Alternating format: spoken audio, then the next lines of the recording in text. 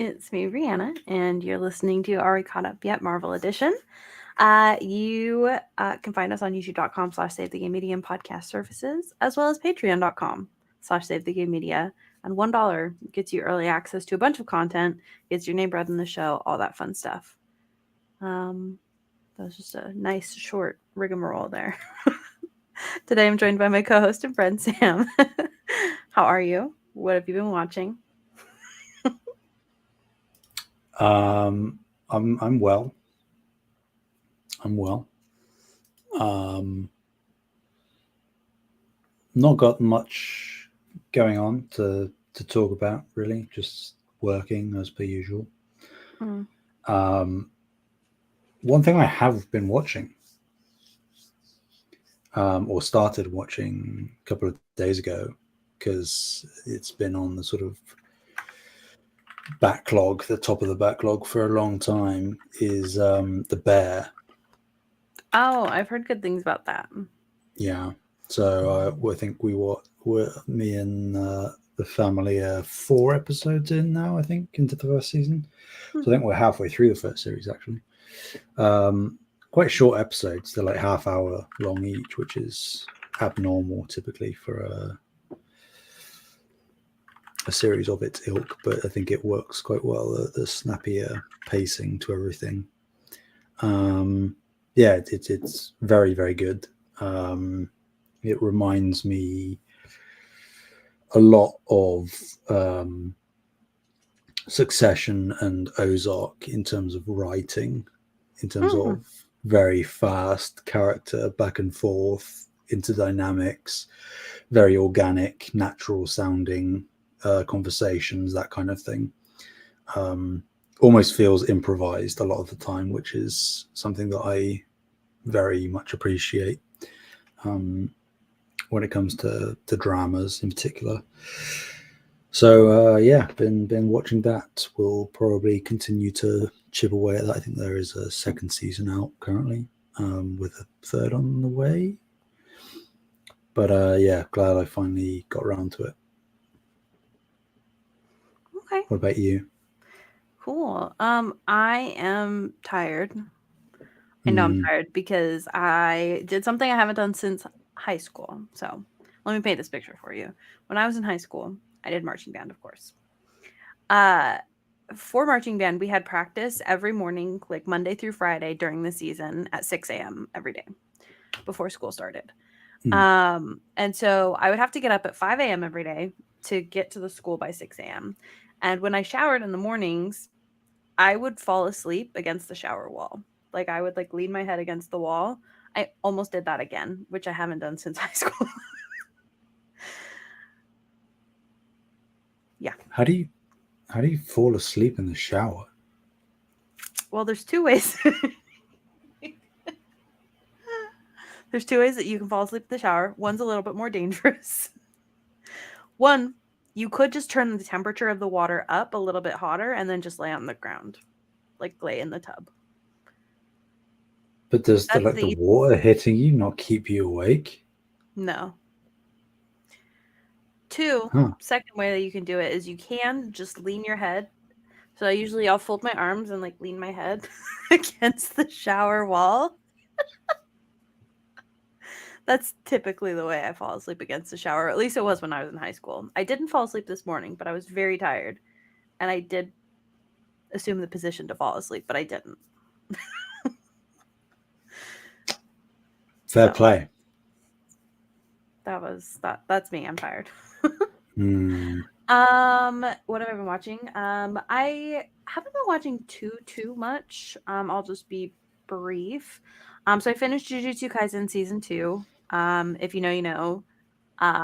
There's a TikTok that somebody like literally recorded the way that my family and I were reacting to the last graphics that happened on the last episode. So yeah, that show is so messed up, but that's okay. It's good. I'm also watching Percy Jackson. I think I've seen 3 episodes so far. Oh. It's really good. I'm enjoying it. It's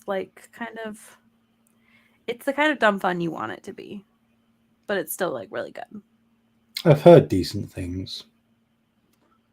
it might be because it's coming out every week, isn't it?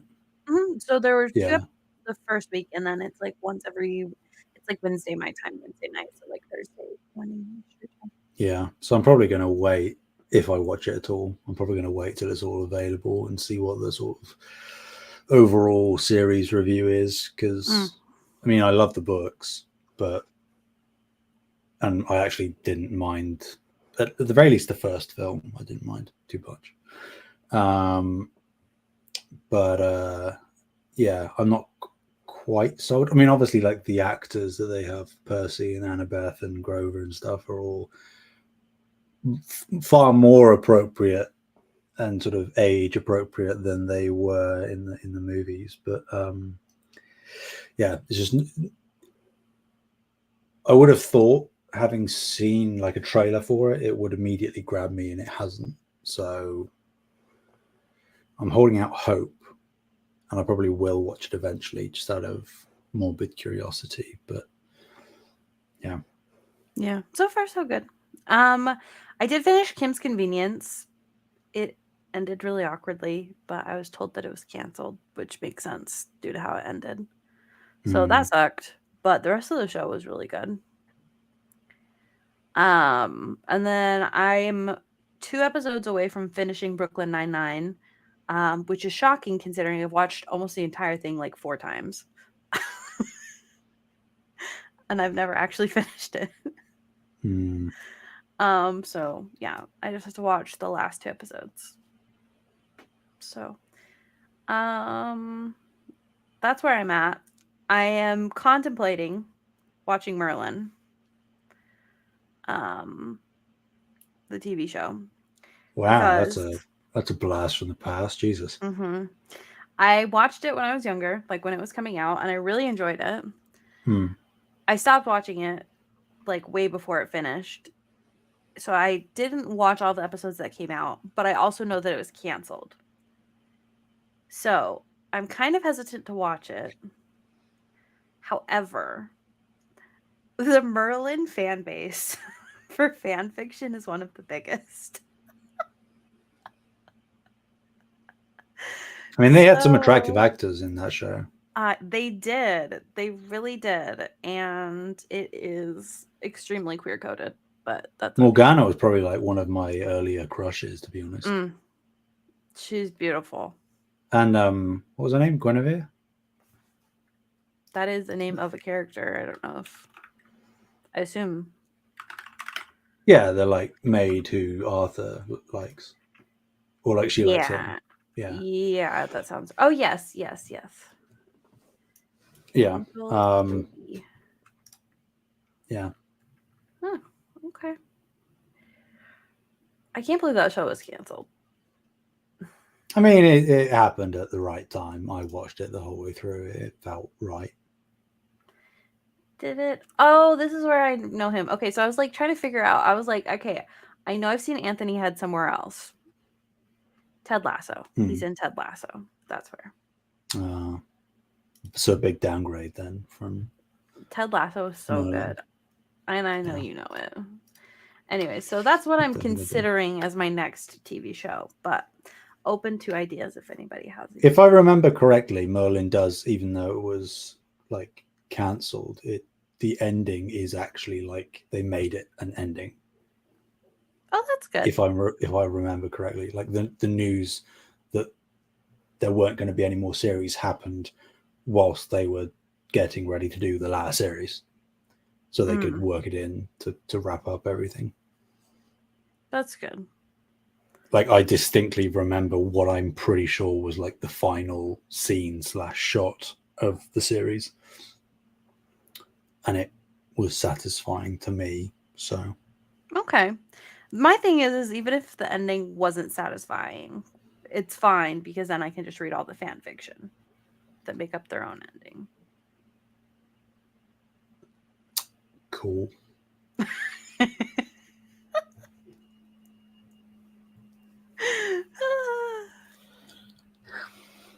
What? Sam's left. So have you heard of the actress Brie Larson? Has anybody heard of it? I don't know. I haven't. Certainly not. I've heard of her. I'm actually, the only reason I know her is because Nick from Kind of Funny was talking about her forever ago. Mm. I can't even remember what TV show he was talking about her in. Let me find it. I I don't straight up remember. don't think I've ever seen her in a TV show. Obviously, I'm sure she's done it, but I've only ever seen her in films.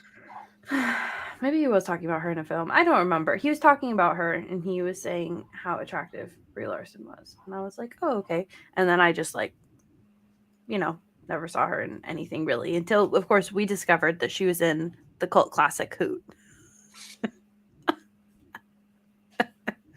Right before recording. Have you seen Hoot? My mouse is Let me know. hovering over the leave button. Don't tempt me. If you've seen Hoot, let me know. Okay. I have so many questions, so we're just gonna have to jump in. Okay, Captain Marvel is this Yeah. week, as I'm sure you guys can tell from like the thumbnail / description / title. Okay. We always start with general thoughts. And unfortunately, I have to go first. I have started making a list of options for what we would do next after the Marvel. Right. And I can't wait for you to have to be the one that goes first. We shall see. Oh, you're just gonna quit. We finished Marvel. I'm tapping out. How much do I have left in me? I just time will tell. Time will tell. Listen, this is why I'm making a list so that way you can pick from the list. I see. You're trying to be courteous. Yes. Rather than me being like, but that's no. I'm not going to paint it as if I was cramming Marvel down your throat, because I wasn't. Because you said that you expressed interest, and I was like, no, we should do it. So it wasn't you. You were the one that floated the idea initially. Yeah, I wasn't me. upset with watching Marvel. I was just saying that I was giving you options. And then as soon as you started, you were upset, and now you're beholden to the concept. That's true. That's true. No, I don't think I'm upset. It's just sometimes when we see a movie, I'm like, what am I doing here? So. Yeah. Yeah. Okay, general thoughts on Captain Marvel. I could not express how relieved I was at how good this movie was. I was really scared that this movie was going to be terrible. This is, of course, our first female hero, superhero film that we're getting in the Marvel series. There are other heroes that we see that are women. However, this is the first focus on one of them. And I was really scared that it was going to be bad, because that's just the excuse that you need, right? And then you hear all the dudes go, oh, see, this is why you can't have women heroes, because the movies are terrible. I could just hear it now.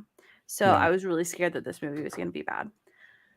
And I am incredibly relieved to say that it was not bad. I really enjoyed it. I think it was solidly a really good film. I had a good time. Those are my thoughts. Cool. What are your thoughts? How much are we gonna fight, Bree? That's okay. We can fight.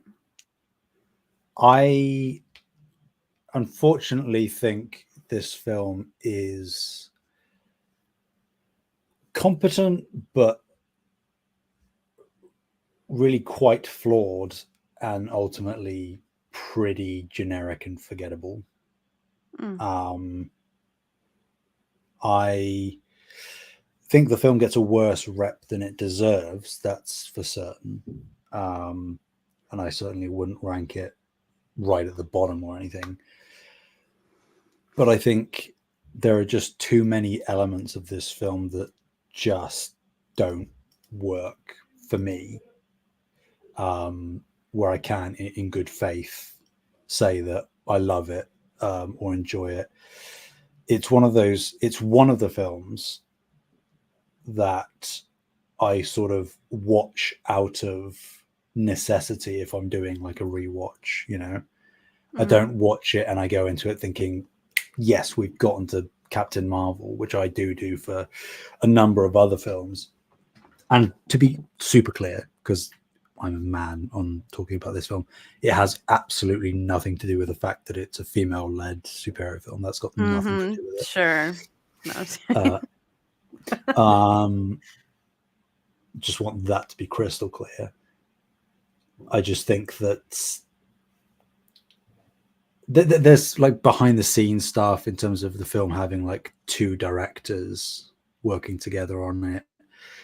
I just don't think it melded quite well enough together for me. I think that conceptually the idea is really awesome. I just don't know that they nailed the execution of it. Hmm.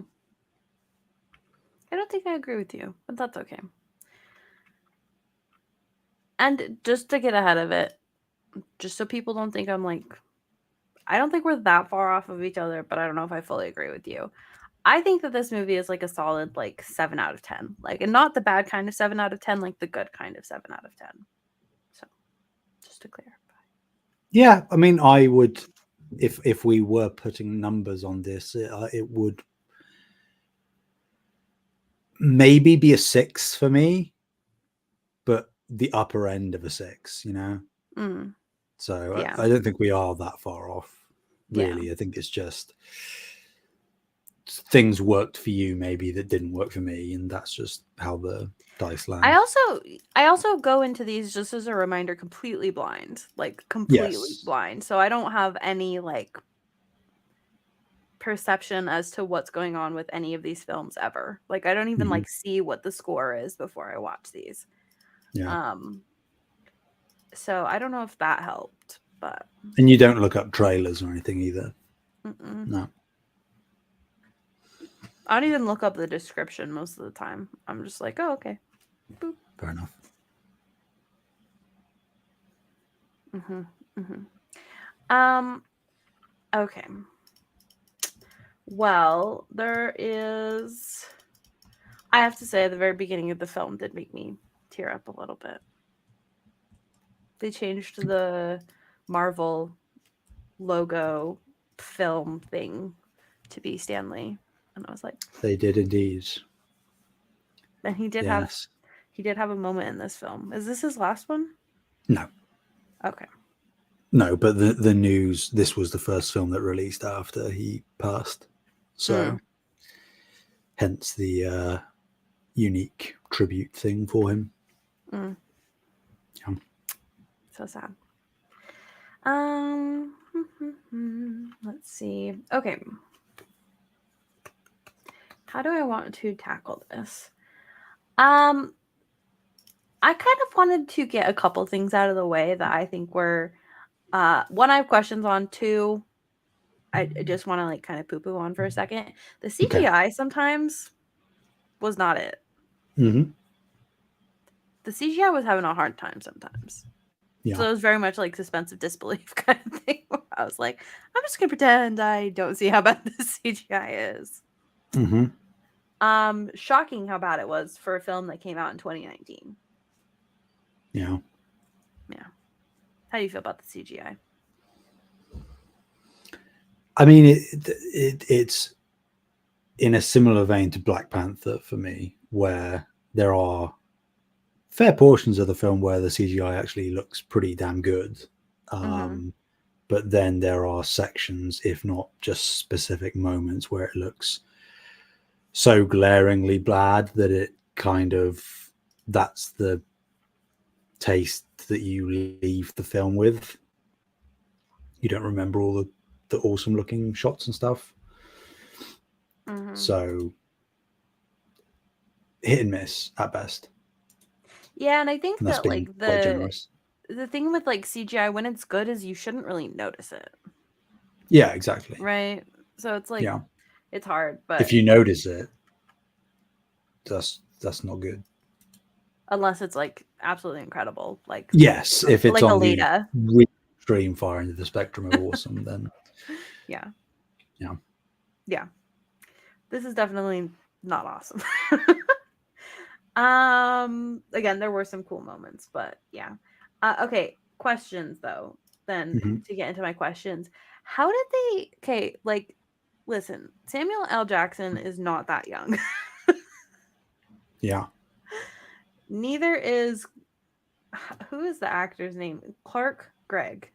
Yes. Neither of Good them old are that Philly young. Colson. What did They they aren't. do? Is that CGI? Yeah. The aging technology. Okay. I don't know if I've ever seen it used in practicality that way, Yep. actually, at all. So that did surprise me a lot. One of the I mean, it's just become far more prevalent nowadays. Like Martin Scorsese used it for Robert De Niro in The Irishman. Where else was it most recently used? In the most recent Indiana Jones, Harrison Ford was de-aged. Um, but yeah, this was really like one of the first real big, like for the entire duration of a film, where the character being de-aged is a main supporting character who repeatedly appears. Hmm. One of the first real uses of it, and that is one of the things that I think is incredibly impressive, because it doesn't register, other than the fact that that Samuel L. Jackson isn't that young, Yeah. but he still looks real. Yeah. It's not like his face is all made of plasticine or anything. It's Hmm. very impressive stuff. Yeah. It is. It did impress me for sure. I was like, oh, okay.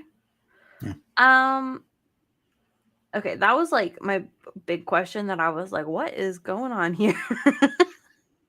Yeah, they filmed this 30 years ago in advance, just But only preparing. his part. Yes, yes. Makes sense. That checks out. Hmm. No, I thought he was incredible in this film, to be completely honest. I liked it. Oh man. Okay. Let's see. How do we want to okay, shout out this passed the Bechdel test, obviously with flying colors. Hmm. Very happy. I don't know if we've had a film pass the Bechdel test so hard before. No, not to this extent. No. So good job. How sad would it Yeah, be if it didn't pass the Bechdel test? kind of falling at the first hurdle there, really, if they Yeah. failed. So, yeah. Yeah. Mm-hmm. Mm-hmm. Yep. Okay, soundtrack.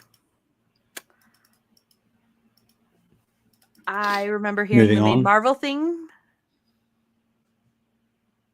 That's all I got. Actually, that's not true. There's one thing I want to shout out. I did kind of like their use of like regular songs in the soundtrack licensed music. Sure. In particular, I can't even remember the name of the song. Hold on. Hold on. Just making sure that Um, I've got it. Just a Girl by No Doubt. yeah, yeah. I assumed it was going to be that one. That was a great moment. Yeah. It's, I don't know. Like, I agree that I think that where they're used, like, works functionally, but I don't know. I guess it's like in some way unfair to do the comparison, but also not. I think because Guardians forged its entire really like identity around the licensed tracks that it uses, it's just very hard for me to not judge other films, not just Marvel films, just any films from Guardians onwards that uses licensed tracks, and like analyzing where they use them, why they're there, that kind of thing. And it's hard for this film and many others to not fall short in that Mm, regard. I know that again, that is like in some sense unfair, but I think that, but within a Marvel universe, and because this is also like verging in the space kind of stuff that Guardians also is most at home in. mm-hmm. I don't know. It makes sense in some way that because they are both relatively space centric in terms of like the the narratives and the characters that they're tackling, that they would want to have some kind of like symmetrical musical identity, maybe in terms of like using licensed tracks to accentuate certain moments more so than other films either in this franchise or outside of this franchise would. But I don't know, I feel like particularly in that fight scene towards the end of the film where they're fighting over the lunchbox and stuff, it, again, like things just not clicking or meshing for me.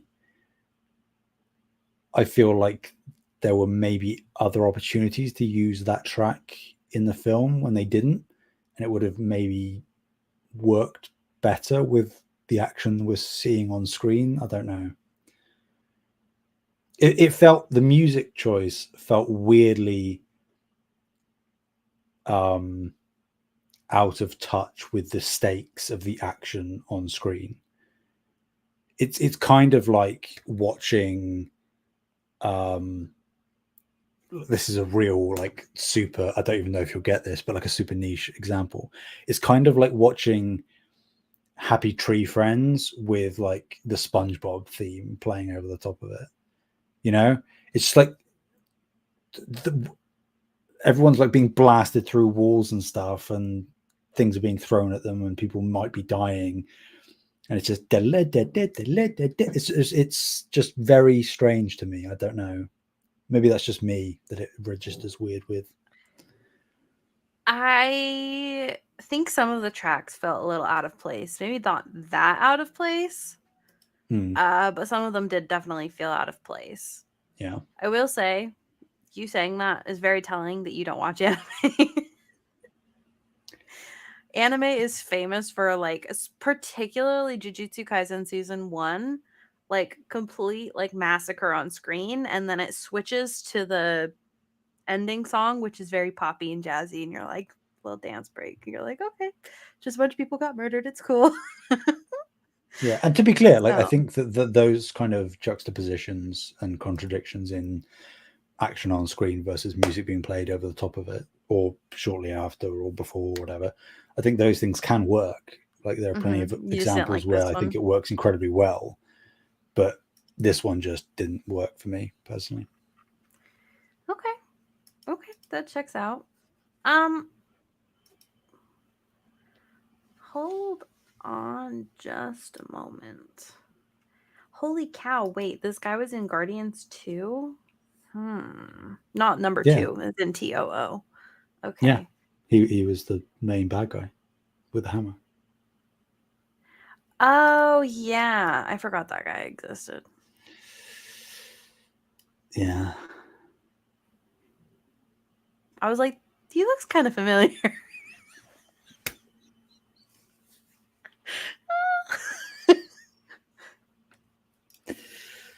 I've seen this Brie Larson somewhere. Oh yes, the cult classic Hoots. To be fair, I recognized her as Envy first, but I did Sure. like watching Hoot when I was a kid. It was also a really good book. It was actually based on the book, also called Hoot. Mm. um,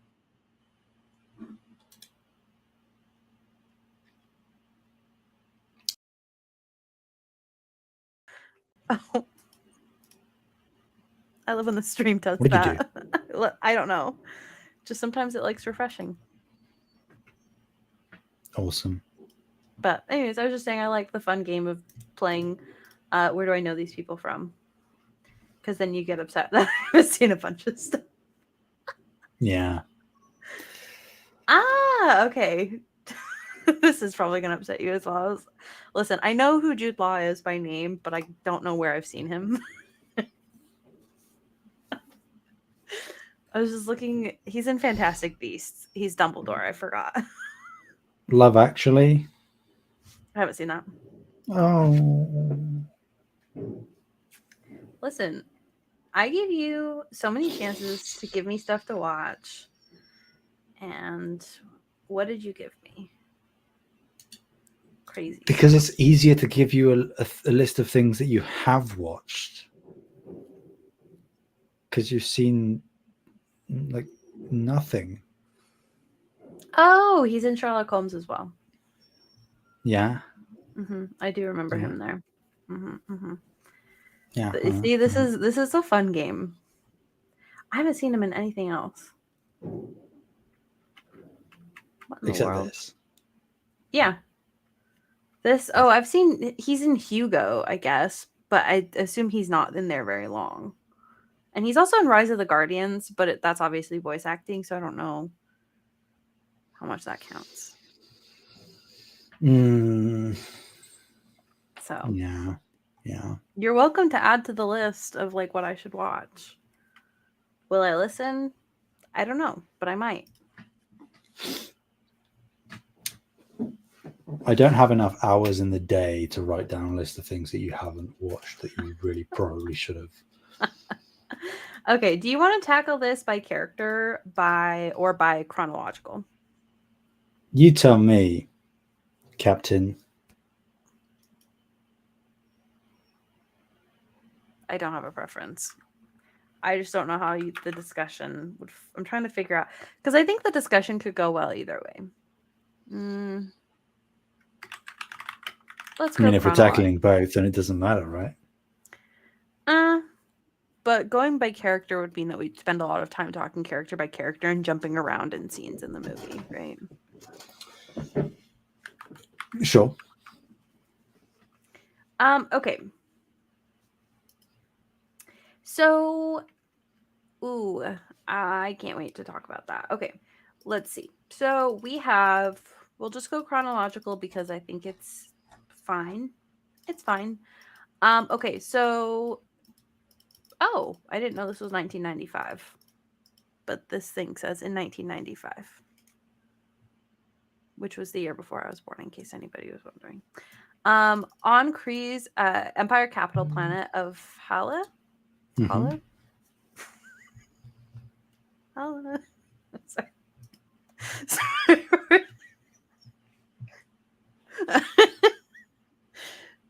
Star Force member Veers suffers from amnesia and recurring nightmares involving an older woman. Yanrog, her mentor and commander, trains Veers to control her abilities, while the Supreme Intelligence, the artificial intelligence that rules the Kree, urges her to keep her emotions in check.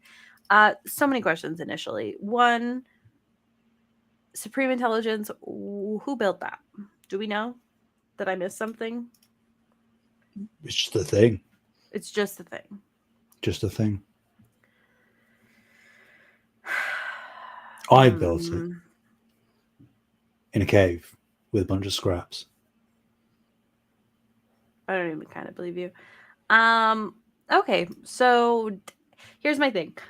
I guess it's not really answered lore wise, but is this something that the Kree built themselves to rule themselves, or did somebody else, like another race, build the Supreme Intelligence to rule the Kree? Do you It's see what I mean? it's just a thing. But how did it get here? How did we get here, Bree? You know, sometimes questions don't have answers, Okay. or maybe Good we to know. don't want to know the answers. Good to know. Do you have anything to say about that little opening piece there? There's not much yet, but No, no. okay. So during a mission to rescue an undercover operative infiltrating a group of Skrulls, alien shapeshifters with whom the Kree are at war, Veers is captured by a Skrull commander. Okay, this is driving me crazy how they pronounce it. Talos? Mm-hmm. Isn't it Talos? I guess it doesn't matter because they're pronouncing it however it is, which would make it the correct pronunciation. But still. Yeah, yeah. A probe of Veer's memories leads them to Earth. Veers escapes and crash lands in Los Angeles.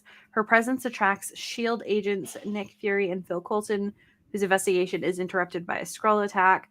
Veers recovers a crystal containing her extracted memories in the ensuing chase, while Fury kills a Skrull impersonating Coulson. Yes. Uh, I really enjoy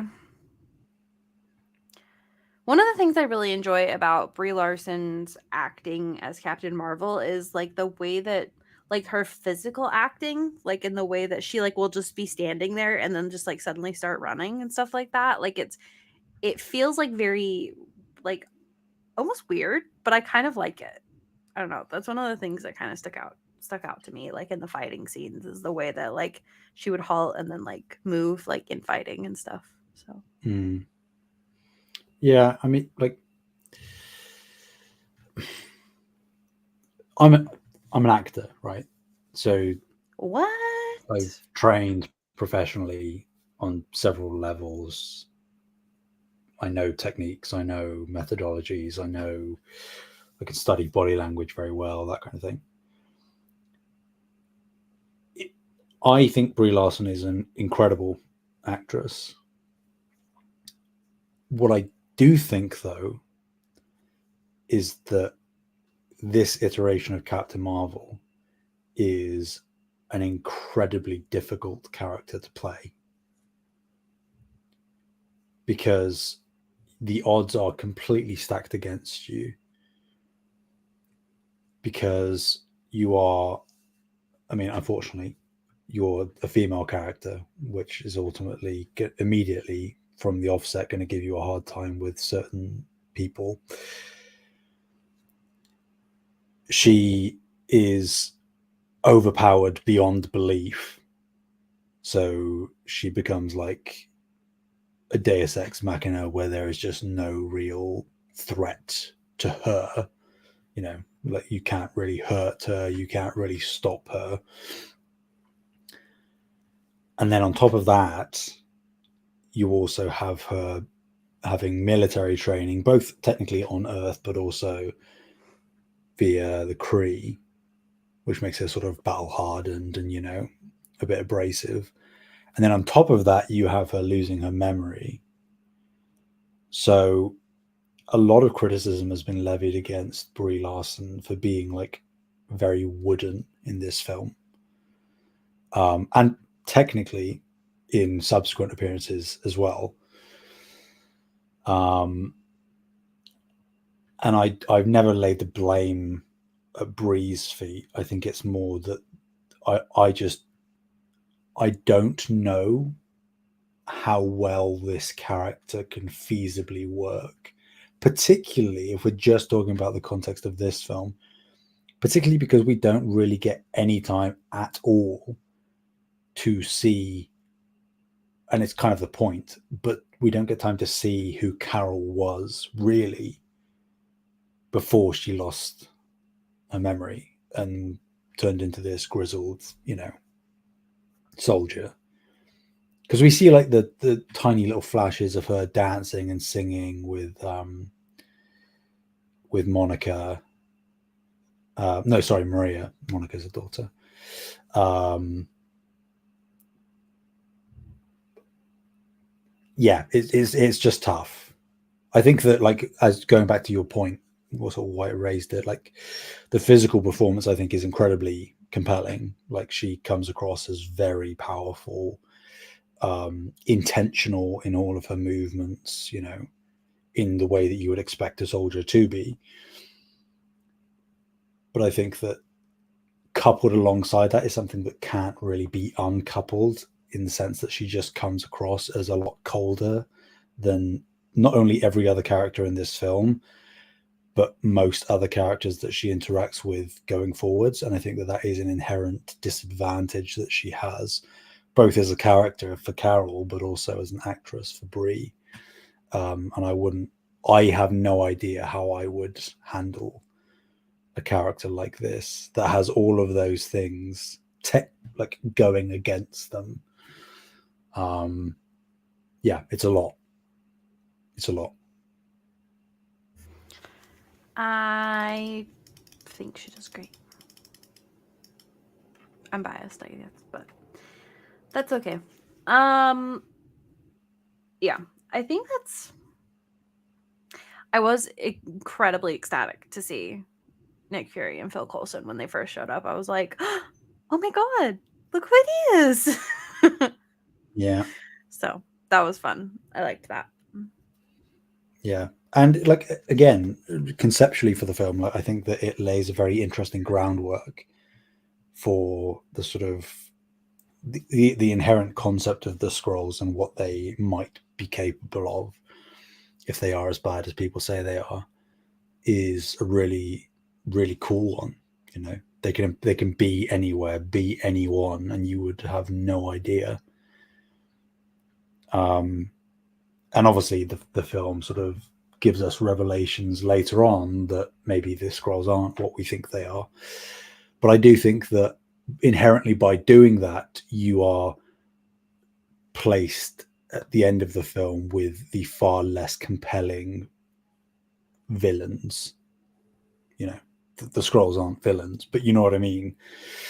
Like in comparison to the character, not only the characters that we have, like Talos and stuff on the scroll side, but also just what they are capable of, the inherent like narrative potential going on there. If you compare that to Star Force and Jude Law, it's like, well, these are the more boring ones. You know what I mean? Mm, I do know what you mean, but I also like kind of knew that they were the bad guys from the beginning. Sure. Like there's heavy implications, but Yeah. um, I think that because the scrolls are inadvertently, obviously this is semi contextual knowledge, the scrolls are like villains in the comics, like just straight up. There are of course a few good scrolls here and there, but they are like outright anarchistic villains. So everyone was Interesting. like, this is going to be cool, you know, it's a Captain Marvel film where she's fighting the scrolls, which is what it was pitched as, and all the trailers suggested that. Mhm. So there was a big subversion of expectation, which is cool. Like it's fine, and Mhm. I think that they justified it well enough. You know, the idea that the scrolls aren't hiding with malicious intent; they are hiding because they don't want to die out. That's an interesting twist on it. Yeah. But I I also do feel think that I think I like the fight from both sides as well because I think that like just by nature, like it would be creepy to like have this race that could like mimic you. hmm, And I think that would like inherently like I understand the I don't agree with it, but I understand the like whole well we have to get rid of them because that's really weird. yeah. Don't do Well, I mean, that. they frame it in the film that they are like a parasitic life form, right? Which is like conceptually makes sense. It, in the Mhm. same way that a virus goes undetected and then spreads without you knowing. That's exactly what the scrolls can do. Mhm. They can, you know, infiltrate anywhere and spread, and you would have no idea that they are replacing the people that you think you know. Yeah. But I think that the subversion of expectation in this film, whilst executed well enough and justified, there is some inherent um, drama and potential intrigue lost with that subversion. And I think that again, you know, like the yin and yang of it working for some people, not working for others. I think that the idea of what this film could have been is like way more intriguing to me than the film that and exciting to me than the film that we ended up with. Mm. Even though I can still admire the qualities that the film has as it exists. Mm. Okay. Well, I think that that storyline worked for me. I think that the actor who played Talos, like I think that his acting is a lot of what sold it for me. Like I feel Mm-hmm. like he did a really good job where you could kind of tell like, oh, he's not lying kind of thing. Like I think Yeah. that he portrayed that really well. Um so that worked for me, but I get it. Mm-hmm. Okay. So then, sorry, going back to the plot, y'all. Talos disguised as Fury's boss killer orders Fury to work with Beers and keep tabs on her. They use her extracted, or sorry, using her extracted memories. Excuse me. Veers and Fury go to Project Pegasus, which we've seen references to before, correct? Or at least it sounded familiar to me. Yeah, it's I'm pretty sure it's the military base where um Loki first arrives in the Avengers that he destroys, when they're testing the Tesseract thing. Okay, yeah, that makes Yeah. sense. Okay. So they go to the Pegasus place. They discover that was a pilot presumed to have died in 1989 while testing an experimental light speed engine designed by Dr. Wendy Lawson, whom Veers recognizes as a woman from her nightmares. Fury informs S.H.I.E.L.D. of their location and a team arrives. Fury realizes that Keller is Talos and helps Veers escape with a jet with Lawson's stowaway cat Goose. Which Very is, cute. let's be fair, the only reason that you like this film is because it's got a cat. I did really enjoy that I had a cat. Yeah. Very cute cat. Also, that cat was trained real well because everybody, if you've been around cats at all, you know that orange cats have at least that they have maximum one brain cell. Jesus. Orange cats are crazy, dude. In a good way. They're very fun. So that cat is trained very well. I mean, obviously it was CGI a fair amount of the time. Yeah, but there But, was a real cat as well. but there was, yeah, there was a real cat. That's why there had to be so much CGI because the cat was crazy. I see. Just kidding. Orange cats are funny. They're silly. Also, it's a really cute name. Really good name for a cat And because then you you could don't be even like, slightly know or understand the reference. no, I don't, but I do think it's a cute name for a cat. Because then you could be like, oh, look, his name's Goose is Goose. one of the call signs from Top Gun. You know how every pilot has a different call sign? No. That is the name on their plane. Like how at the very end of this film we see that Avenger was Carol's. Oh, okay, yeah. Like that's a call sign, Oh, so that you can, over the radio whilst you're flying, you can call out mm-hmm. specific pilots. And Okay. Goose is one of the call signs in Top Gun. No, okay. I've never seen that. Yeah. Okay. Good to know. I already knew that. Hence why I said you Good to wouldn't know. get the reference. Good to know. And that's immediately out one ear. It's gone now. It's just a cute cat. That's all that matters. Yes. I knew that you wouldn't like this film because there was a cat in it. I was like, Yeah. he's gonna have some sort of problem with the cat. Hate it. Suddenly this is all starting to make sense. People say that anybody that hates cats also hates women.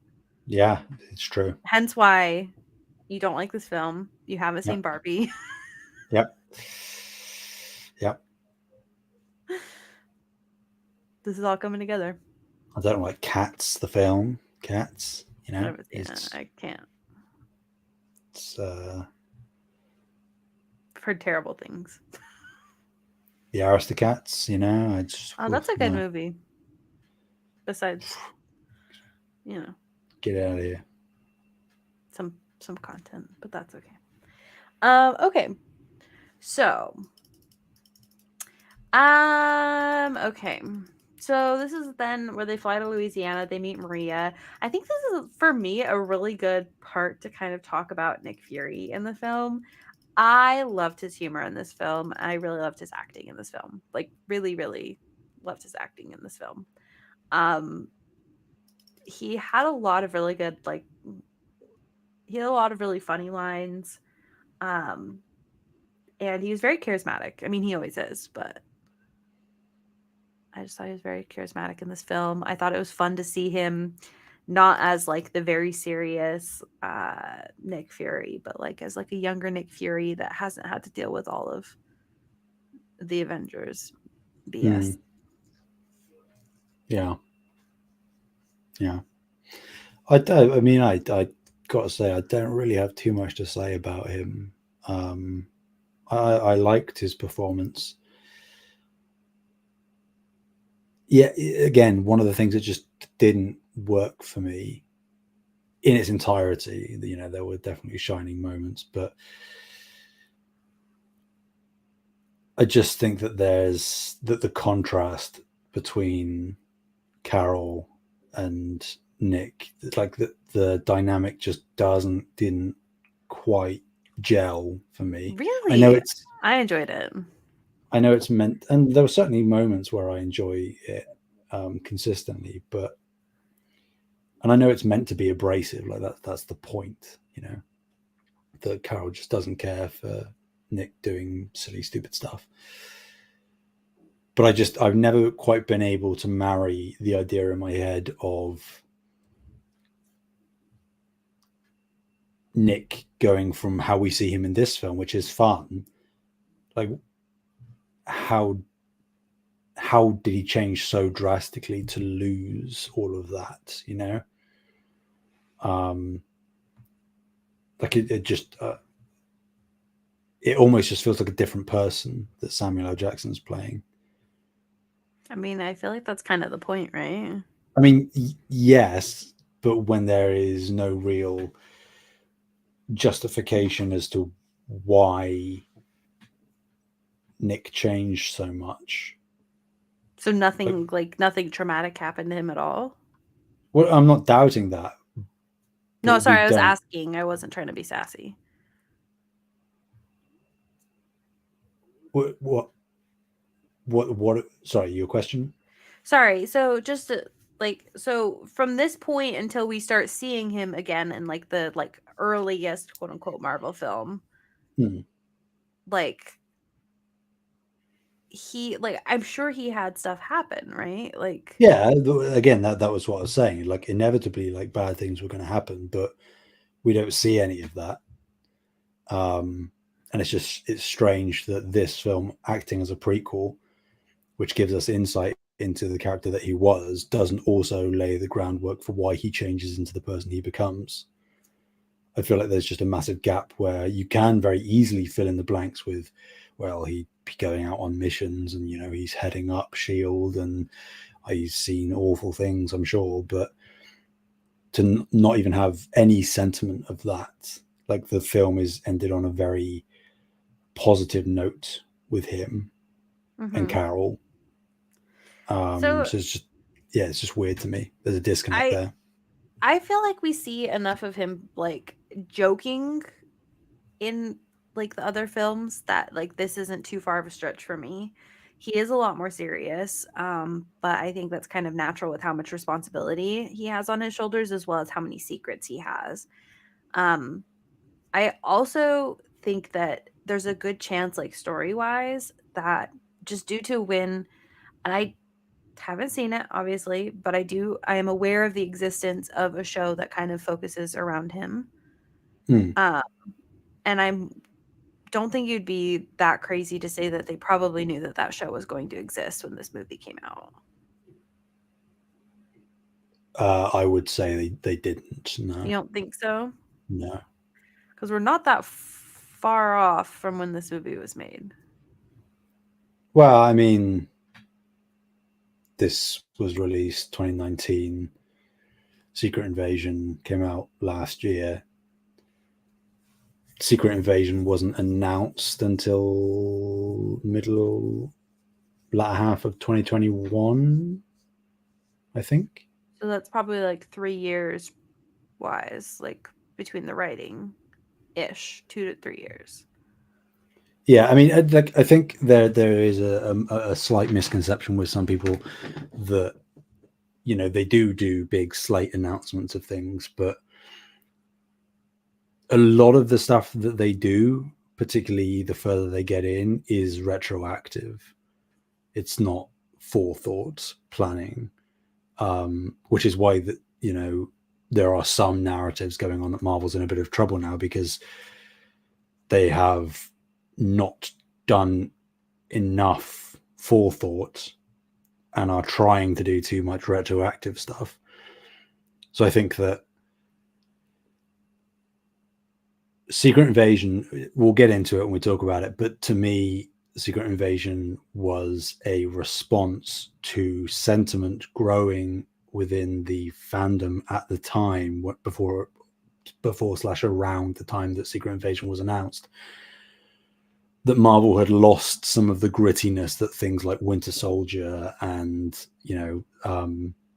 some of the slightly darker projects brought to the franchise. Mm. Um, yeah, so like I also can't discredit the potential that there was some version of a Nick Fury centric project floating around at this point. I'm sure there probably was and had been for several years, in the same way that there was probably talk of like a Black Widow film for years. Actually, we know there was, but it didn't come to fruition until after this point. So maybe, but I think that to connect these two and have them be like there was a plan for this around the No, time I'm that just this saying came out. it's possible. I think that it works on its own without them even thinking that ahead for me. But Sure, that's fine. Yeah. it's so weird going in on this blind and having just completely different opinions. Anyways, okay, so they make it to Louisiana. They hang out with the daughter Monica and the mom Maria. Mm-hmm. Hmm. Okay, and they kind of talk about like her history with them and such. Talos arrives unarmed, explaining that the Skrulls are refugees searching for a new home and that Lawson was Marvell. I cannot believe that took me so long, by the way. We'll get to that in a second. A renegade Kree scientist helping them. Talos plays a recovered black box recording of the jet, prompting Danvers to remember the crash. Yonrog killed Marvell to prevent her from destroying the engine before the Kree could recover it. Um, Destroying the engine herself. This is how Captain Marvel becomes Captain Marvel. Yeah, it took me till like genuinely like 2 minutes before they actually revealed why it's called Marvel, kind of thing. I was like, oh, I was like, I think it Yeah. sounds better as Marvel. It was right before that, like not even 2 minutes, and I was like, oh my god, wait, doesn't that spell Marvel? It certainly does. I promise I pay attention. I was really paying attention this time. Um, mm, mm, mm, mm, mm, mm. I am so. I think it's so interesting, like her creation story, like how it was like the energy core thing. I think that's interesting. I also really loved the reveal of like, oh, her powers aren't from the Kree; it's actually her own powers. I thought that was cool. Yeah. Yeah. I mean, we're technically missing out like a bigger point of like exactly what the energy core was, Part of what the the engine Tesseract, was. right? Yeah. Well, like it just was the Tesseract. Well, that part was, but not the part that she touched, right? But the Tesseract was powering the part that she touched. Well, I mean, I always interpreted it that it was like outright just the Tesseract. And you can't, so she destroyed the engine which contained the Tesseract, but that didn't destroy the Tesseract. That's always been my But the interpretation. engine didn't have the Tesseract inside of it, right? Because that's the whole thing is like, oh, like the thing that's powering this engine is actually on like at her lab. I suppose that's fair, actually. Yeah, I hadn't really connected those two dots. Yeah, no, that makes sense. So I think it is the energy from the Tesseract. So I think Yeah, it it like is. contains the same energy, but it's not like the Tesseract itself. Yeah. Well, I mean, I But suppose yeah. it depends on how you define that. Like, it is the Tesseract, but just not the actual physical cube.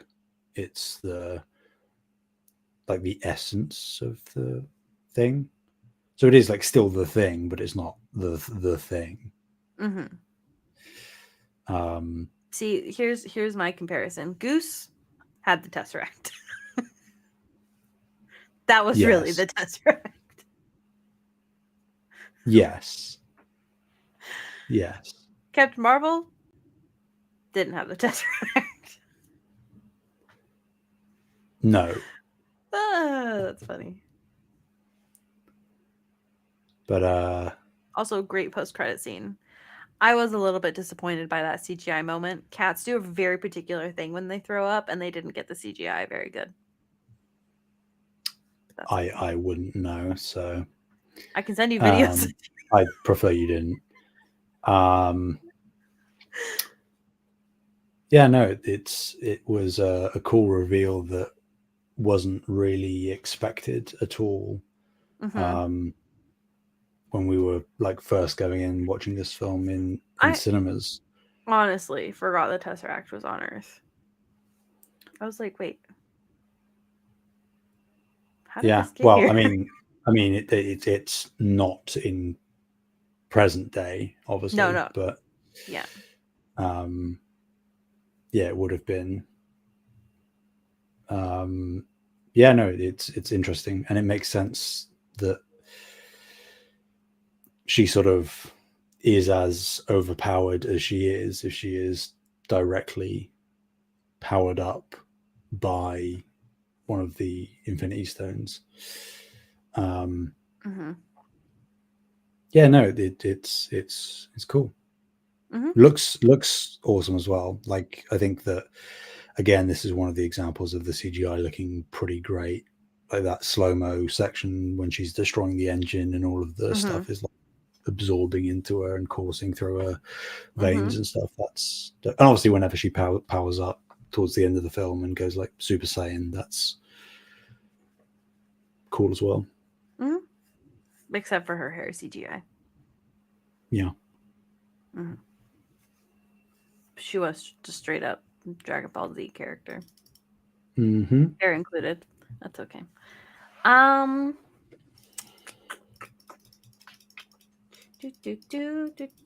Okay, so they go to the laboratory. Where Lawson has hid several scrolls, including Talos's family and the Tesseract, which is the power source of Lawson's engine, as we discussed. Star Force comes, and then Captain Marvel fights with the Supreme Intelligence, and she's like, "I'm the Supreme Intelligence." That's word for word what happens. So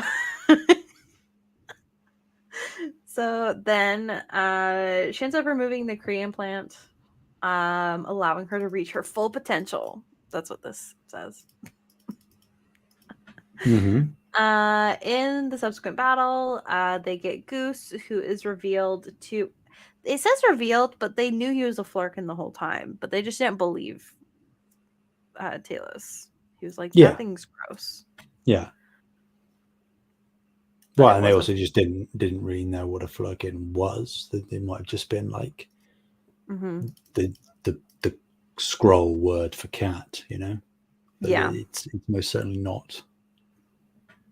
Mm-hmm. So then Goose swallows the Tesseract and scratches Fury, blinding his left eye. It's so stupid. It's so stupid. It's so stupid.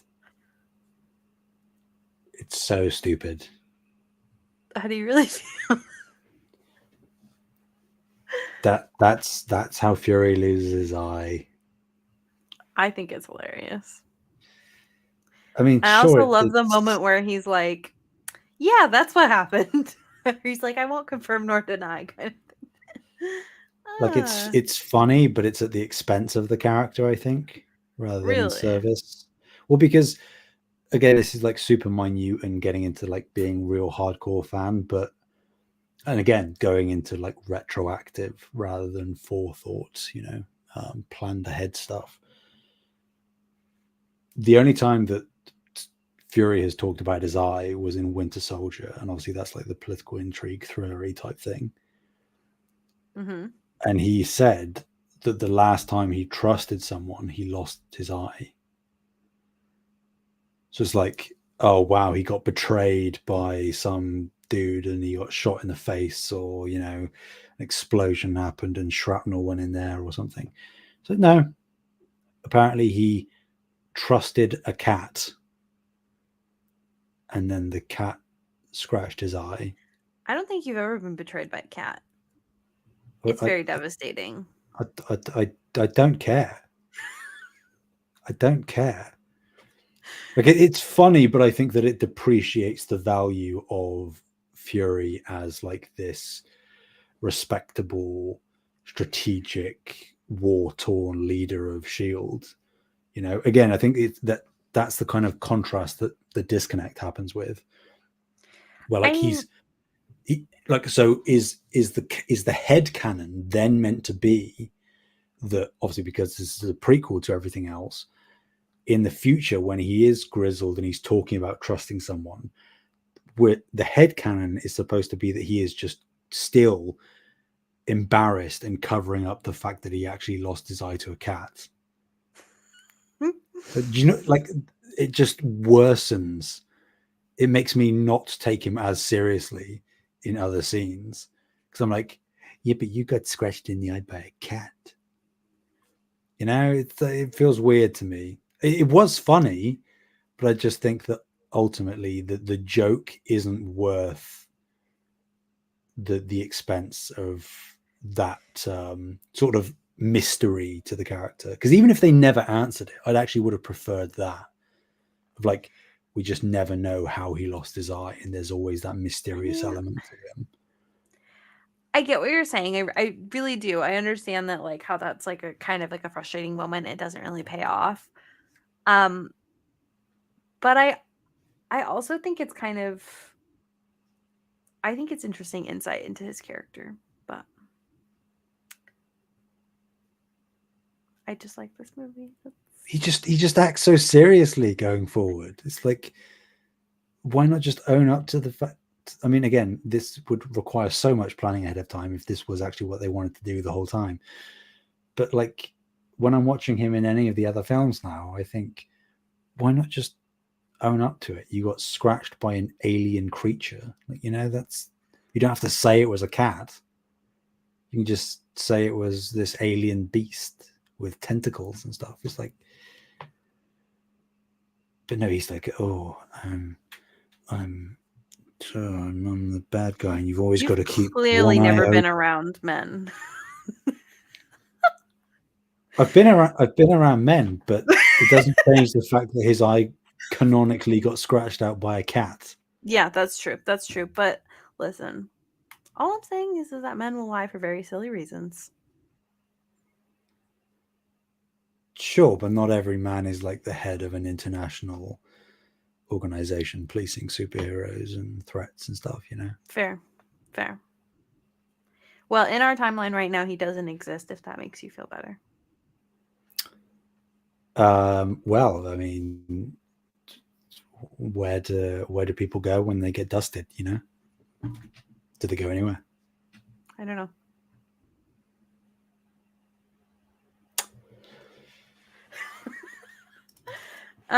Okay.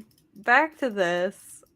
Uh, uh, uh, uh, Okay, so they have a whole fight, and lots of fighting, then more fighting, then more fighting. And then we see um Captain Marvel leave Fury with a pager, which is like what the post credit scene is, where they're like, just keep sending the signal, and then she's there. Yes.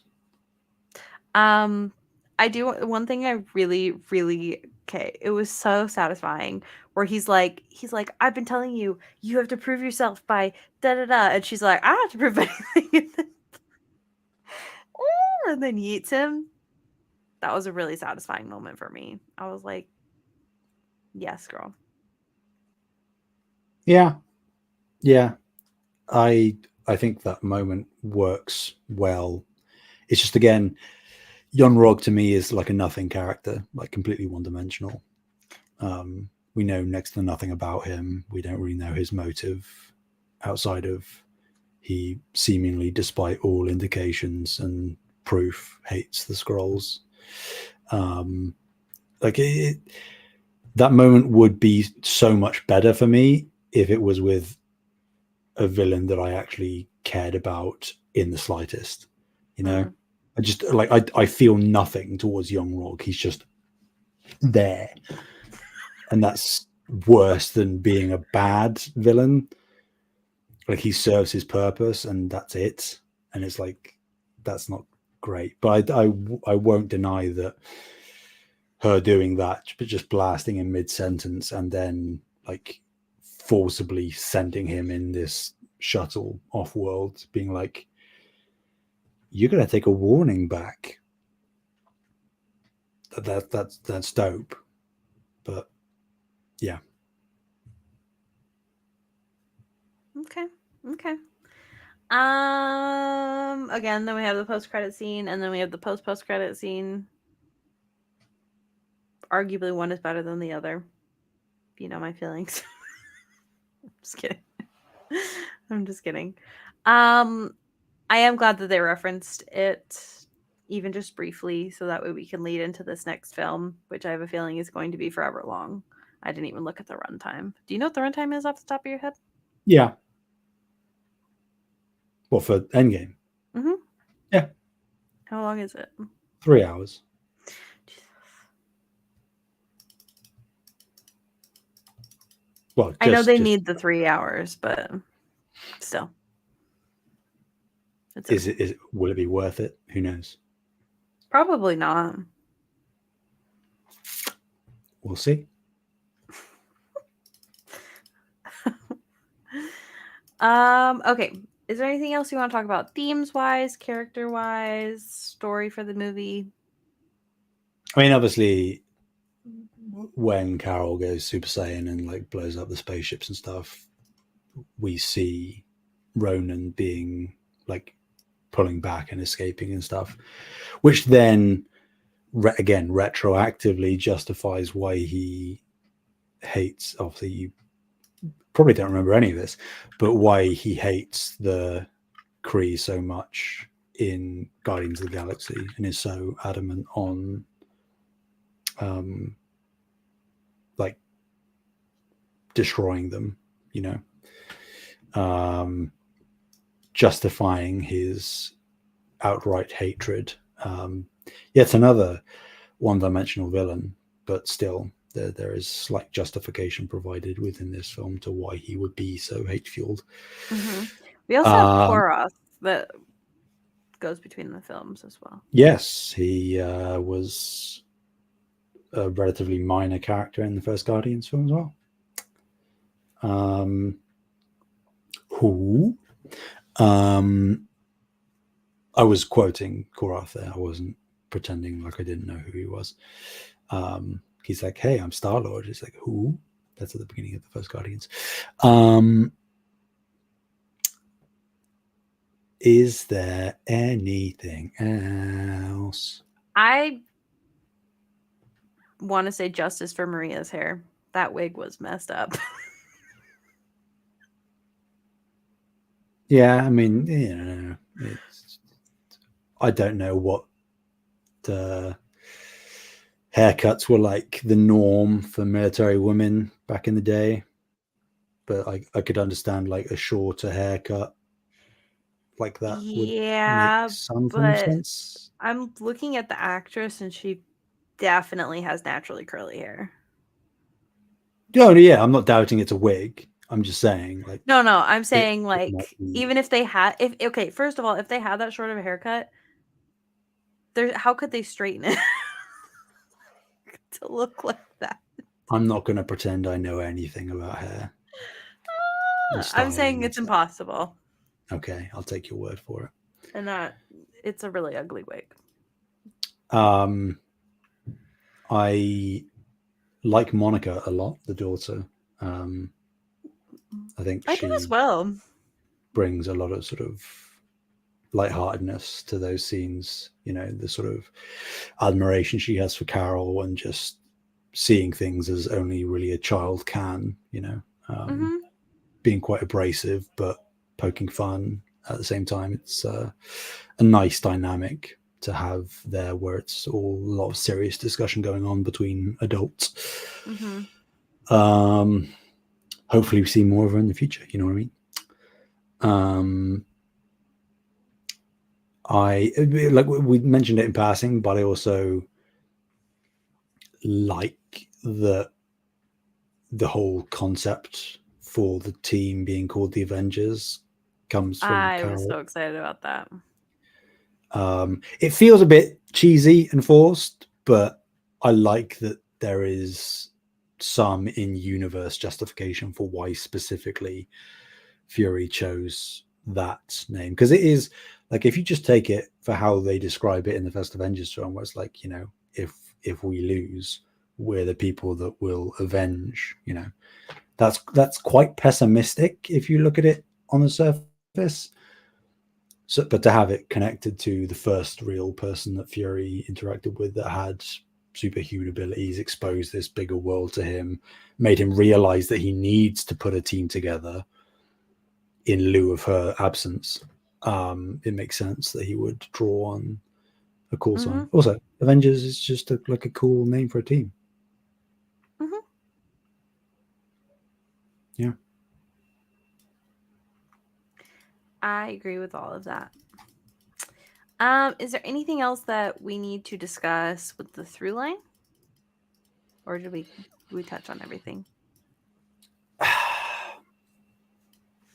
Not specifically. I think this film would be a lot more beloved and just accepted in general if it had come out like even just a couple of years prior to when it actually did. In the same way that I think Ant-Man and the Wasp would be looked upon far more fairly, I guess, or less critically if it released not long after the first Ant-Man. Like, because these two films were sandwiched between Infinity War and Endgame, I feel like this film certainly fits better between the two films than Well, Ant-Man and the Wasp did. this film had to happen before. I don't know that it did, though. I think it did, because if it didn't and they just were like, "Hey, this really super powerful person just showed up and saved the day," like, I don't think that would have gone over well. But it wouldn't have been like that, because you could have had this introducing the character, have it be the prequel that it is, have it a couple of years prior. Then when Infinity War comes out and the post-credit scene ends, you see Nick Fury pressing the pager, Oh, yeah, calling her that's for fine. help, As long and as it then happens before Endgame, I don't care. yeah, that's my whole point. That this film would have been far better suited coming out a few years earlier, but because not only are you introducing a brand new character and like a couple of new species, I guess, with scrolls and stuff and new ideas and concepts, you then have the messy thing of, well, this, I guess, because it's a prequel, you would have had the messiness of, well, where's she been all this time regardless. But I feel like because it's shoehorned in between like the real high stakes that Infinity War was and the culmination of everything that Endgame is set up to be, I feel like it felt more like they're shoehorning her in at the last minute so that she can be in Endgame, rather than have it feel like a more natural inclusion like all the other characters. Mm-hmm. Is Because there any? you could have had Captain Marvel come out, say, 3 years prior, like around Civil War time ish, Mm-hmm. and then potentially you could have had, like, not that it's great, of course, but Ant-Man and the Wasp, and then a sequel to Captain Marvel in this interstitial period, then lead directly into Endgame. And I think that the character would have been in a much better standing to more naturally integrate. But yeah, particularly because of how seemingly crucial she is going to be. She's the first person that Nick thinks to call for help. How overpowered she is, you'd think she's going to be a pretty big ace in the hole. it just feels weird to bring her in at the very last minute. Yeah. Okay. I get that. Is there any movies that you would have been happy with in that gap?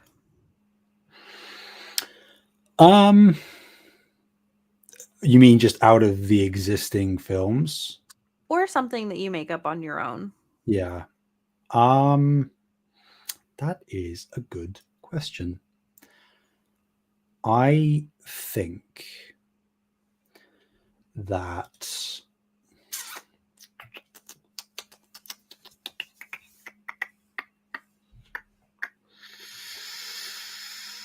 ooh, Personally, I think that any of the heroes that are left, you could have done a film revolving around them, trying to be a hero, like showing that but reflecting like the post snap world, right? yeah, honestly, I think you could have gotten away with Ant-Man and the Wasp where it is, Mm-hmm. because as like low stakes and whiplash in comparison to directly following Infinity War as it is, I think that without spoilers, it lays groundwork that is very important for Endgame. So I think that that kind of makes sense, even though the drop off in stakes was a pretty bad choice.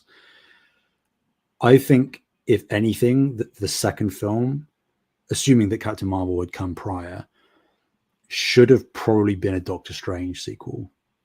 I think, because again, or whether it would be a Doctor Strange sequel, but obviously not having Strange in it because he dusted in Infinity War. But I think something around the Doctor Strange space, whether it was Wong, or whether it was I just think that something around the like mystical magical thing, Mm-hmm. that kind of space in the MCU, that probably would have worked quite well, because not only do I feel like we've only had one film thus far with Doctor Strange being the magical stuff, but I also think that, again, Doctor Strange pretty pivotal in Infinity War, calculating all the possibilities, quite overpowered as well. Having the groundwork being set for, like, I don't want to say multiverse stuff, but have maybe, I'm just like spitballing here,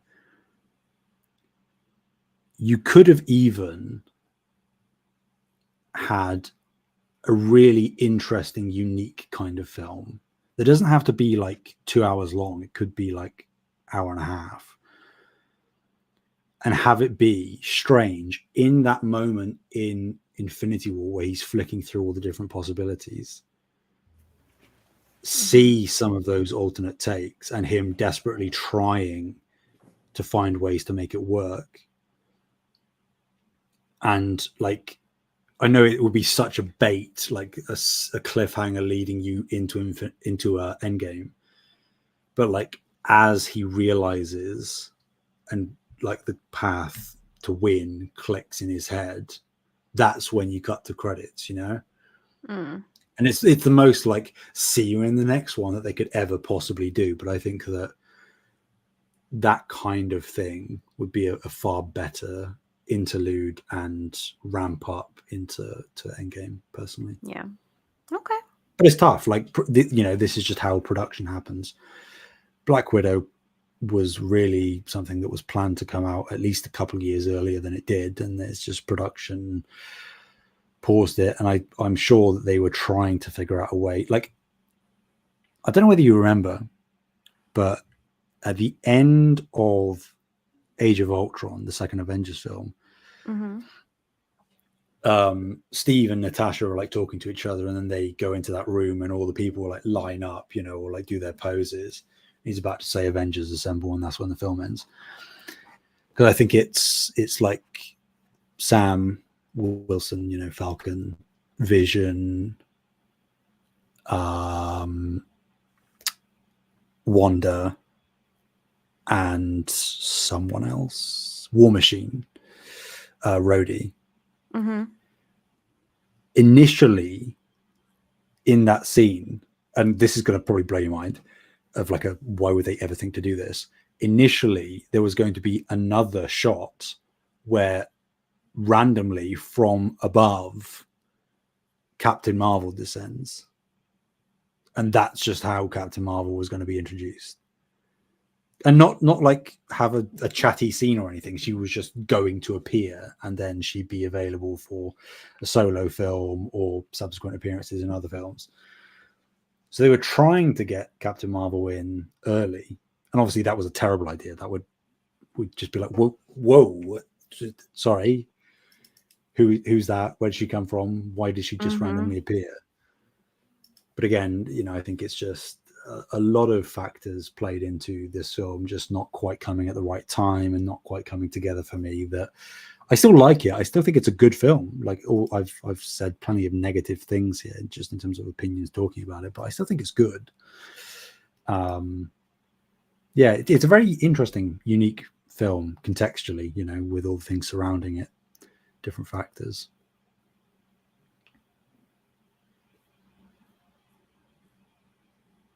Yeah. Okay. Well, I liked it. So did I, to be clear. Uh-huh. I've Uh-huh. sounded like I haven't. I like it overall. It's After you just, pooped on it for the last hour and a half. Mm-hmm. yeah. Well, like you could ask, do I like most of these films? Like Do you 98% of like these the films. Hulk? I don't hate it. Ugh. Now I know you have bad taste. Do I like Thor: The Dark World? No, I don't. That's fair. Do I That's fair. All like done. Ant-Man and the Wasp? Yeah, I do. I like it. I don't think it's great. Yeah. You know? Fair enough. Fair enough. Okay, ranking. Where is Yeah. this ranking for you? If my current list is correct with what you have, Uh-huh. um, I'm just going to read through a general range. I have Ant-Man at 13, Iron Man Uh-huh. 3 at 14, the first Iron Man at 15, and First Avenger at 16. Is that correct? That's what I have, yeah. Yeah. So I'm going to put Captain Marvel at number 16. So above the first Avenger? Yes, but below the first Iron Man. Okay. I feel like my justifications I've sort of said. I just think What's if under I have to Captain weigh it America against, for you? is it better than the first Captain America? No, no. What's under Captain America for Oh, you? Ant-Man and the Wasp. Okay. Just making sure my list is because Yeah. I had that listed twice, but okay. Okay. So I if you had to guess in the general range of my list, because Yeah. this is now the 21st film. Hmm. Where ish would you say? Give me a range of like 4 or 5 numbers. I am going to say somewhere in the 3 to 7 range. Really? Okay, interesting. You are incorrect for probably the first time. This goes in spot 10. Just above it is Thor Oh, Ragnarok. Just below it is Age of Ultron. okay. Okay. Okay. Yeah. So I was like, has she debated me and she's going to put it even lower than I did, even though you said you liked it? I was like, well, that'd be a weird choice. And I was like, well, surely there's no way that it's number one. So I I wasn't thought like about it. crazy far off, but yeah, no, that's a respectable choice to place it there. That's fine. Thanks. I'm glad you think it's fine. Okay. No one to add to the simplest. That's okay.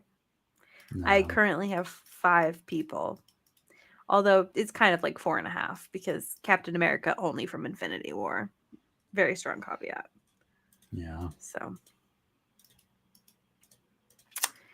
all right. We will let you guys go. Thank you so much for taking the time to hang out with us today. Special shout out to our current patrons. We have Alpaca Tom, Fabulous Brianna, Brianna's mom, Brianna's brother, Lindsay, Nikolai at Night, Cypher Primus, Brendan Myers, Marcus O'Neill, Lillian, Mimi J, David Hotright, Dave Harp, the Xbox Expansion Pass, and Lee Navarro. Where can people find you, Sam? Anywhere and everywhere at Sam Heaney, Heaney. You can find me at Fabulous Brianna, FabulastBreanna. Thanks for hanging out. Bye.